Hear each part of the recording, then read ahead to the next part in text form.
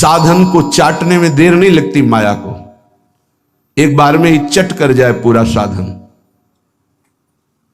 ऐसे ऐसे अपराधों की वृत्तियां प्रेरित करती कि एक अपराध से पूरा साधन चट जाए। साधु अवज्ञा तुरंत भवानी, कर कल्याण अखिल कयानी। परम चतुर नटनागर आश्रयदाता अंदर से युक्ति प्रदान करते हैं, बच, इस युक्ति से बच। उन्हीं की माया है तो वही चाल जानते हैं बचाने की, इसीलिए कहते हैं मामेव ये प्रपद्यन्ते, केवल मेरी शरण में हो जाओ। माया तो इतनी प्रचंड है कि भगवान को भी भगवान मानने के लिए तुम्हारे हृदय में स्थान नहीं रखेगी, स्थान ही नहीं रखेगी, इतनी मलिन वृत्ति कर देगी, तभी तो दुर्गति कराती है। अगर थोड़ा भी भगवान का आश्रय है, भगवान उसे बचाते हैं, इस माया के तूफान से उसे बचा लेते हैं। हृदय में पुनः वृत्ति जांच कीजिए इस बात की कि अपने आराध्य देव की जगह कोई वस्तु, व्यक्ति, स्थान तो नहीं ले रहा है, क्योंकि इसी आश्रय से आपको भगवत प्राप्ति होगी। हम प्रार्थना करते हैं इस बात को देख लीजिए, सब साधन एक तरफ, आश्रय एक तरफ। भगवान आश्रय को देखते हैं, वो हृदय से होता है। अगर बाहरी चूक हो रही तो मेरे प्रभु बड़े कृपा निधान हैं। ध्यान दीजिए, राहत ना प्रभु चित चूक किए की, करत सुरत सवार हिए की। हृदय से इसने मेरा आश्रय लिया, बस। प्रभु का चित्त इस बात से पक्ष में आ जाता है उस उपासक के कि इसने मेरा आश्रय लिया है। राहत न चित्त प्रभु चूक किए की, चूक हो गई, गलती हो गई, प्रभु बिल्कुल क्षमा कर देते हैं उसको, क्योंकि आश्रित है, मेरी दुरंत माया है, जानते हैं, क्षमा कर देते हैं। यदि साधन बल है तो हिसाब आपको देना पड़ेगा। आश्रित हो तो आश्रयदाता संभाल लेंगे। बड़ा सूक्ष्म विषय आश्रय का है, भागवत में इसका वर्णन है।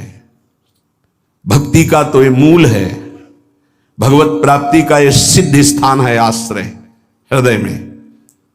अवगुण करे समुद्र सम, गणत ना अपनो जान, ना गणत। अगर बड़े अपराध भी बन जाए तो मेरी स्वामिनी जी गणना ही नहीं करती, मानती ही नहीं। क्यों? मेरी चूक है, ये तो मेरे आश्रित है, आश्रित की चूक मेरी चूक। ऐसा हमारे आराध्य देव का स्वभाव है। मेरे शरणागत की चूक मेरी चूक। जय विजय ने रोक दिया, सनकादि ने शाप दिया, प्रभु आए और कहा मेरे सेवकों के द्वारा किया हुआ अपराध मैं क्षमा चाहता हूं। मैं स्वयं मानता हूं कि मेरे द्वारा ही अपराध हुआ, क्योंकि सेवक का अपराध स्वामी का माना जाता है, मानो स्वामी ने ही अपराध किया। हृदय भर आता है प्रभु की इस आश्रयदाता वृत्ति पर। जय विजय से कहा तुम चिंता मत करो, तुम 3 बार अवतार लोगे, हम 4 बार लेंगे। भगवान ने 4 बार अवतार लिया। रावण कुंभकर्ण भगवान राम रूप से अवतरित हुए। हिरणाक्ष हिरण्यकश्यप भगवान नरसिंह वाराह रूप से प्रकट हुए। वाराह रूप से हिरणाक्ष को परमधाम, नरसिंह रूप से हिरण्यकश्यप को शिशुपाल दंतवत श्री कृष्णचंद्र जी के रूप में 4 अवतार लिए। तुम चिंता मत कर। भगवत आश्रय गुरु कृपा का फल है। गुरुदेव कृपाल हुई, भगवत आश्रय दृढ़ हो गया। आश्रित मगन रहता है, अगला कदम कहां पड़ेगा उसको चिंता नहीं है, क्योंकि मेरे जीवन की डोर मेरे आश्रयदाता के हाथ में है। वो जिधर लगाम से खींचेंगे उधर ही इंद्रिय और बुद्धि ये सब उधर ही लग जाएंगे। नाथ आप देख लो, मैं आपकी शरण में हूं। बड़े बड़े महाभागवतों ने इसी आश्रय के बल पर मायावी नाना प्रकार के काम क्रोधात पर विजय प्राप्त की। ये बड़े मायावी, समझ में ही नहीं आता। अगर शत्रु शत्रु के रूप में आए तो समझ में आवे, लेकिन शत्रु परम मित्र के रूप में आ जाए तो समझना बड़ा मुश्किल होता है। शत्रु यदि रिश्ते नाते के रूप में आ जाए बड़ा कठिन होता है। तो मन बुद्धि का संबंध बहुत समय से देहाभिमान में है। देहाभिमान में ही ये सब छुपे हुए विकार बैठे हैं, पता नहीं चलता, ऐसा लगता है हम निर्विकार हो गए, पर विकार छुपे हुए सूक्ष्म रूप से रहते हैं, अवसर आने पर प्रबल हो जाते हैं। इसलिए उपासक आश्रय, देवर्षि नारद को प्रचंड माया का भगवान से प्रेरित होकर आक्रमण करना, मोहित हो जाना, बिल्कुल तन्मय हो जाना, पूरा प्रसंग में ध्यान से सूक्ष्मता से देखिए। वो कह रहे इस समय कोई साधन भजन नहीं होगा, बस मुझे ब्याह करना है। लेकिन उस समय भी आश्रयदाता की स्मृति नहीं गई। ये आश्रय जोर का होता है। विचार किया कि मेरा हितैषी कौन, बोले हरि।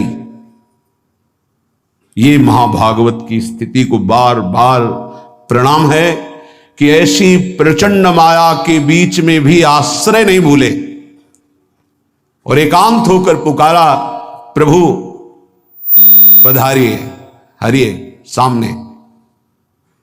कहा नाथ हृदय से प्रार्थना करता हूं, जे ही विधि होए नाथ हित मोरा, करो सुबेगी दास में तोरा। बलिहारी है, ऐसी प्रचंड मलिन माया के आक्रमण में भी अपने स्वामी को नहीं भूले, आश्रय हृदय में बहुत जोर का। तो स्वामी ने कहा जे विधि हुई है परम हित, तुम हित की बात कहते हो। नारद, मैं अपने भक्त को कभी पतन के मार्ग में नहीं जाने देता, चाहे जितना उसका उपहास कराना पड़े, विरोध कराना पड़े, मैं ये सब सह लूंगा कि मेरे भक्त का उपहास हो रहा है, निंदा हो रही है, अपमान हो रहा है, पर मैं उसे पतन के गर्त में नहीं जाने देता। जाओ, जे विधि हुई है परम हित, नारद सुनो तुम्हारा परम हित जिसमें होगा वही मैं करूंगा। और वही किया, प्रभु ने परम हित कर दिया। इसलिए आश्रय, आश्रित को किसी भी तरह से कोई भी परास्त नहीं कर सकता। खास बातें हैं। जहां किसी ने आश्रित को यह देखा कि इसमें तो ना तप है ना बल है, तो वो ये नहीं देख पाया कि आगे तो आश्रित दिखाई देता है लेकिन गोद में बैठा है आश्रयदाता की। 5 वर्ष के प्रहलाद जी का चमत्कार कोई साधन भजन नहीं था। 5 वर्ष की तो आयु है, क्या साधन भजन है? गुरुदेव देवर्षि नारद ने आश्रय पुष्ट करा दिया गर्भ से ही। इतना जोर का आश्रय है कि इतनी भयावह परिस्थितियां आने पर भी मन डगमगाया नहीं। मेरे हरि हैं ना, मेरे हरि हैं, मैं उनकी गोद में हूं, वो कण कण में है। क्या दिव्य आश्रय! इसीलिए सारी दिव्यता प्रहलाद जी के जीवन में पाई गई। गुरुदेव नारद जी से पहले उनका स्मरण होता प्रहलाद, फिर नारद। प्रहलाद नारद पराशर पुंडरीक व्यासंबरी सुख सौनक भीष्मदाल ध्यान, सबसे पहले भक्तराज प्रहलाद जी का नाम, क्योंकि 5 वर्ष की अवस्था में निष्काम धर्म की चरम सीमा में आश्रय की भारी स्थिति में प्रहलाद जी को पाया गया। ध्रुव जी भी महाभागवत हैं, पर पहला नाम नहीं लिया गया क्योंकि उन्होंने अटल पदवी की आकांक्षा की।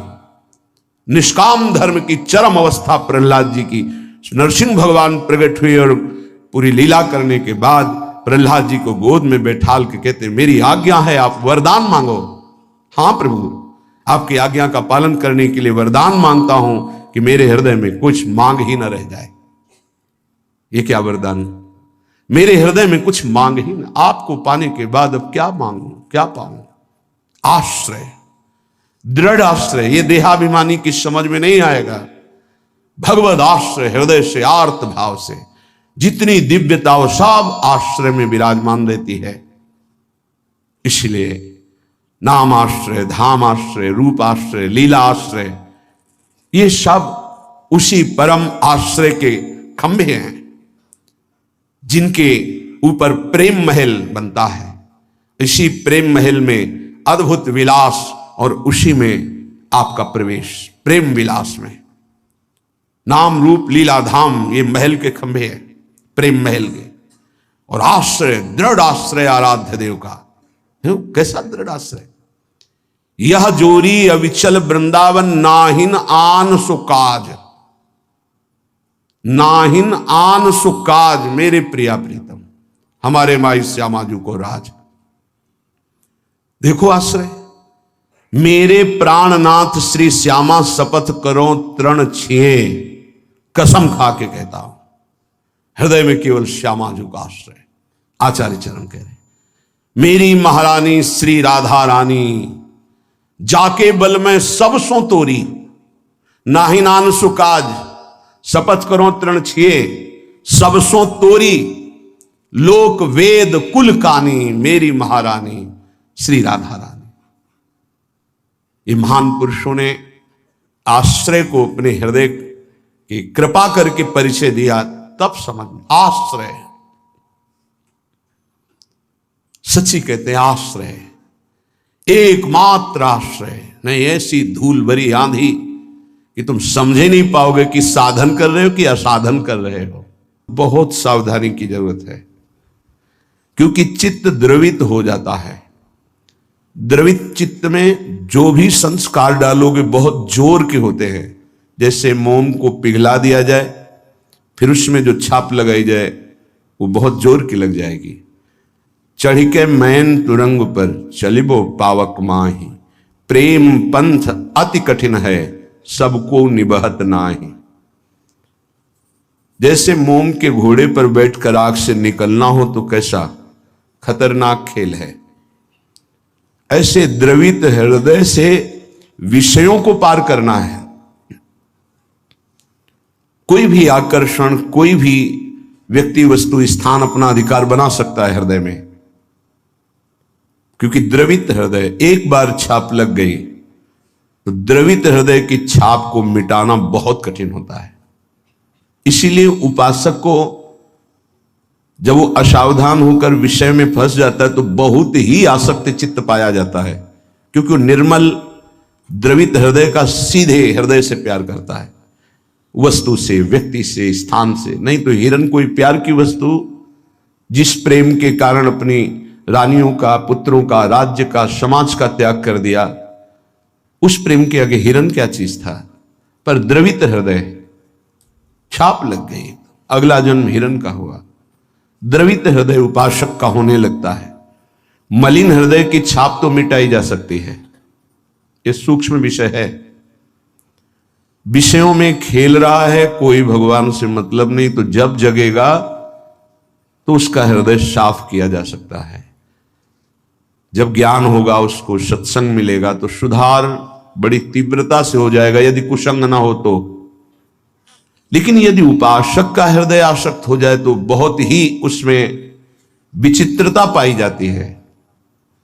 जैसे द्रवित हृदय किसी रूप में फंस जाए, शरीर में फंस जाए, वस्तु में फंस जाए, उसकी एक विलक्षणता होगी उपासक की। जैसे वो प्रभु की तरफ चला था, वैसे ही विषयों में अनन्य होकर के चलने लगेगा। द्रवित हृदय बिल्वमंगल जी चिंतामणि में अत्यंत आसक्त, हटे, प्रभु में मन को लगाने की चेष्टा की, लगा, फिर वैसे ही एक नववधू को, फिर वैसे ही नवीन आसक्ति, अर्थात वो अभी हृदय से छाप मिटी नहीं थी। इसीलिए उन महापुरुष ने अपनी दोनों आंखों को ही विदा कर दिया। मेरे नाथ से तू फिर मुझे विमुख किया, अब संसार को देखूंगा ही नहीं। दोनों आंखें खोल ली। द्रवित हृदय अत्यंत आसक्ति, ये विषयी पुरुष नहीं कर सकते ऐसी आसक्ति, वो विषय में भी ऐसी आसक्ति नहीं कर सकते जैसी उपासक आसक्ति करेगा। इसलिए बहुत सावधान, उपासना के मार्ग में अपने आराध्य देव की जगह किसी को नहीं देनी चाहिए। उनकी जगह कोई है ही नहीं, समान ही नहीं, तो बढ़कर क्या है। पर सही मानिए, हम अपने आराध्य देव से बढ़कर किसी को स्थान दे देते हैं, वो चाहे कोई शरीर हो, वस्तु हो, स्थान हो, कुछ भी हो। इसका परिचय यही कि अपने आराध्य देव के स्मरण का महत्व नहीं रहा, स्मरण छूट रहा है, स्मरण छूट गया और तुम राजी हो तदस्मरणेन परम व्याकुलतेत, इसका मतलब तुमने अपने आराध्य देव से बढ़कर कुछ मान लिया। बड़ी मलिन बुद्धि है, बड़ा मलिन मन है। इष्ट कृपा, गुरुदेव कृपा अवसर आता है मुक्त होने का, इंद्रियों को संयम में कर कर प्रेम समुद्र में डूबने का, पर धिक्कार है ऐसे मन को, ऐसी बुद्धि को जो पुनः मलिन भोगों में फंसा देती है, मलिन संसार के राग में फंसा देती है। विचार करो, कोई भी उपासक जब ग्रह त्याग करता है वास्तविक भगवत लक्ष्य करके, तो कितनी सामर्थ्य उसके हृदय में भगवान देते हैं कि माता के चरणों का राग, पिता के दुलार का राग, परिवार के राग को स्वाहा करके, शरीर के राग को पता नहीं भोजन मिलेगा कि नहीं, व्यवस्था होगी कि नहीं, कोई पीटेगा अपमान करेगा तो सह लेंगे, हर कष्ट सह लेंगे, पर प्रभु को प्राप्त करेंगे। हृदय का लक्ष्य ये होता है हर उपासक के, जो ग्रह त्यागी होता है, जो वैराग्यवान होता है, जो भगवत मार्ग का निश्चय करने वाला होता है, इतना सुंदर दृढ़ संकल्प करने वाला, फिर किस वस्तु व्यक्ति स्थान का महत्व रखता है? किसी का नहीं। तो फिर क्यों आसक्त हो जाता है? बड़ी लंबी लंबी यात्रा करके भगवत मार्ग की, फिर किसी क्षुद्र विषय में विश्राम मानने लगता है, मनोरंजन करने लगता है। जहां दिन प्रतिदिन वैराग्य बढ़कर के उपरति की स्थिति में आना चाहिए, वहां वैराग्य घटकर राग की स्थिति में आ गया। किसी वस्तु, व्यक्ति, स्थान की प्रियता ने अधिकार कर लिया हृदय में, ये भारी विडंबना, माया का प्रबल आकर्षण।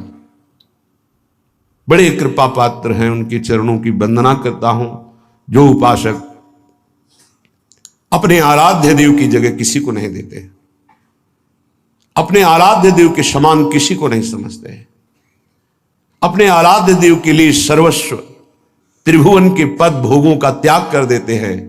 सतरति सतरति शालोकाम तारयति, वो तर जाते हैं, वो लोगों को तार देते हैं। ऐसे महापुरुष बिरले होते हैं। भगवत कृपा से जो मार्ग मिला है वो वही मार्ग है। मम भक्ति युक्तो भुवनम पुनातु, मेरी भक्ति से युक्त हृदय वाला संपूर्ण लोकों को पावन करने की सामर्थ्य रखता है। चूक अपने लोगों से अब ये नहीं होनी चाहिए कि आराध्य देव की जगह किसी को दे दें। इसे बैठा लीजिए हृदय में। हृदय इतना ताला लगा के रखिए सुरक्षित कि हृदय में आराध्य देव की जगह कोई ले ना पावे।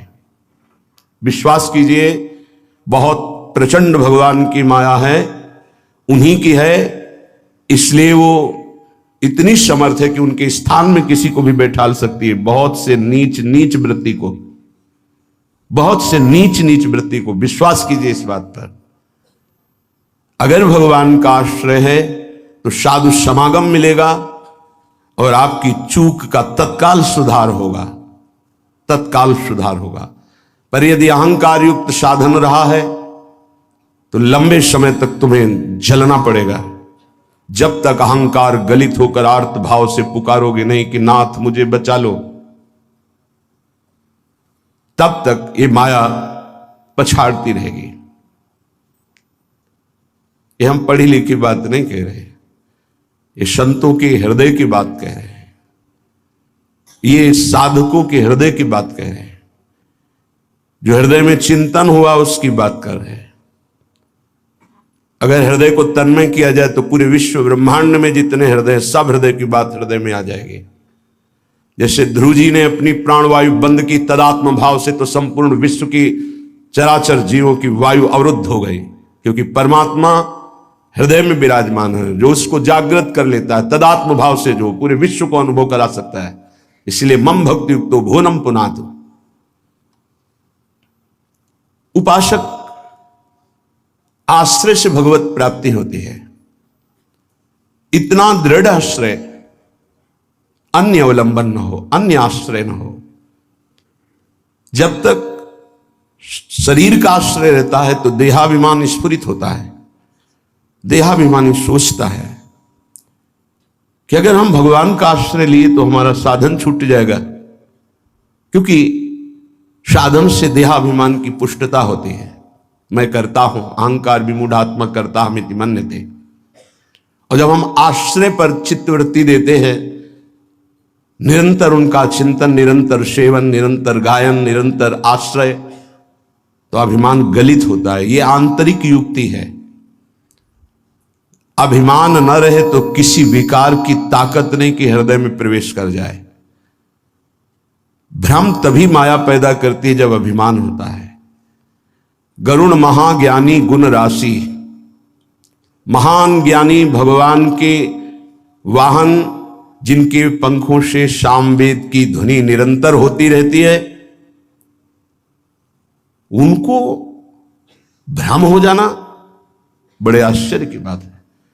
भगवान के नित्य सेवक, नित्य दास जब हरि विराजमान होते हैं तो उनके पंखों से सामवेद की स्तुति होती रहती है। परम पवित्र, उनके हृदय में भ्रम हो जाना, ये श्री भगवान है जिनको एक निशाचर नागपाश में बांध देता और मैं मुक्त करता हूं, उस समस्त जगत को मुक्त करने वाले प्रभु है। नहीं, कैसे प्रभु हो सकते हैं? इनकी तो दशा में देख रहा हूं, नागपाश में कैसे पीड़ित हो रहे हैं। भ्रम हो गया। क्यों भ्रम हुआ? परम ज्ञानी भगवान शंकर उमा जी से कहते हैं, कीन होश कबहूं अभिमाना, सुख होवन चाह कृपा निधाना। मैंने भगवान की कृपा से जान लिया कि गरुण जैसे महापुरुष को जो भ्रम हो गया, व्याकुलता हो रही है, इनका चिंतन बदल गया, इसका मतलब इन्होंने कहीं अभिमान किया, उसी को खोना चाहते हैं प्रभु, इसीलिए इनको भ्रम हो गया। नहीं तो महान परम बंदनी भगवान के पार्षद है, इनको भ्रम कैसे हो सकता है? सोचो, इतनी ऊंचाई तक माया अपना दांव चाल चल सकती, तो हम आप क्या चीज हैं? दैन्य, दैन्य होकर के, भगवद आश्रित होकर के फिर जो नाम जप करना, वाणी गायन करना, परिक्रमा लगाना और जो साधन है, ये कृपा से देखा जाता है। इसमें अहम नहीं होता, मैंने किया, मैं ऐसा नियम लिए हूं, मैं ऐसा संकल्प किए हूं, मैं करता हूं। नहीं, मेरे स्वामी, मेरे आराध्य देव मुझसे नाम जपवा रहे, परिक्रमा लगवा रहे, धाम वास करवा रहे, किंचन मात्र अहम नहीं। जब अपने में गुणों का चिंतन हो और दूसरों में कमी का चिंतन हो तो जान लेना चाहिए पतन का अवसर आ गया है। अब आपको ठोकर लगेगी, गिरना पड़ेगा आपको। सावधान हो जाओ, पुकारो प्रभु से, प्रभु बचा लो, अहंकार आ गया। बहुत घातक, बहुत घातक। अपने में गुण का चिंतन होने लगे, दूसरे में कमी का चिंतन होने लगे, तत्काल अपने आराध्य देव को पुकारो, आश्रयदाता को, नाथ बचा लो, अहंकार आ गया। यह अहंकार का परिचय है। लेकिन हम इतने मंद बुद्धि के हैं कि हम निंदा भी कर लें तो प्रभु से पुकारते रहें, बचा लो। इसका कारण प्रभु का आश्रय नहीं है। जो हम आश्रय आश्रय चिल्लाते हैं उसको समझिए, प्रभु का आश्रय नहीं है, गुणों का आश्रय है। और जितने भी गुण हैं वो मायाकृत है। गुण मानी संसार और सकल गुण प्रीत बिनु, बहुत धरत सिरभार, श्री हरिवंश कृपा बिना। बिना आचार्य कृपा के, गुरु कृपा के गुणाभिमान हृदय में होता, उसी का संसार सम्मान करता है। तो बोले प्रीति के बिना सब व्यर्थ है। आश्रय से प्रीति होती, प्रीति से दृढ़ आश्रय होता है। उपासक हृदय में देखता रहे कि जिनके हम आश्रित हैं उससे बढ़कर कोई ना हो, तो पड़े रहोगे तो भगवत प्राप्ति हो जाएगी। हमारे शब्द को बहुत बिना किसी तर्क के, क्यों में के, इसे स्वीकार कर लो। यदि आश्रय दृढ़ है हरि का, एक ही उपाय से माया से मुक्त होने की बात भगवान ने कही। मामेव ये प्रपद्यन्ते माया मेताम तरंतिते, इसमें कोई दूसरा शब्द नहीं बोला। ऊपर के श्लोक की पंक्ति में बताया अपनी माया की महिमा कितनी दुरत्य है, दुरंत है, प्रचंड है। दैवी हेषा गुणमयी मम माया दुरत्या। और उसके नीचे की पंक्ति में बताया उपाय उससे मुक्त होने का। मामेव ये प्रपद्यन्ते, बस माया में ताम तरंतिते, मेरे आश्रित। अभी ये आश्रय कैसे दृढ़ होता है तो उपाय बताया जाता है। आप ऐसे रहो, आप ऐसे चलो, आप नाम जप करो, आप वाणी जी गायन करो, आप ऐसे सेवा करो, इससे आपका आश्रय दृढ़ होगा। भगवत प्राप्ति आश्रय से होती है, विश्वास कीजिए, आश्रय से। यह गुण साधनते नहीं हुई, सर्वेषु साधन वरेषु चिरम निराशा। खास बात, आशा आश्रय दाता से है। आशास्य दास्यम वृषभानुजायास। हमारी आशा स्वामिनी जी से है, हमारा बल साधन नहीं। मेरे बल से वृंदावन रानी, आश्रय दाता हमारा बल है। फिर हम साधन भजन क्यों करें? क्यों करना और करना, ना करना और करना, यह तुम्हारा विषय ही नहीं। तुम तो आश्रित हो। अब जोई कहां है, करें हम सोई, आयुष लिए चले निज दासी, ये आश्रित है। उपासक समझे, आश्रय के समान कोई भी साधन नहीं है, इससे श्रेष्ठ कोई भी साधन नहीं।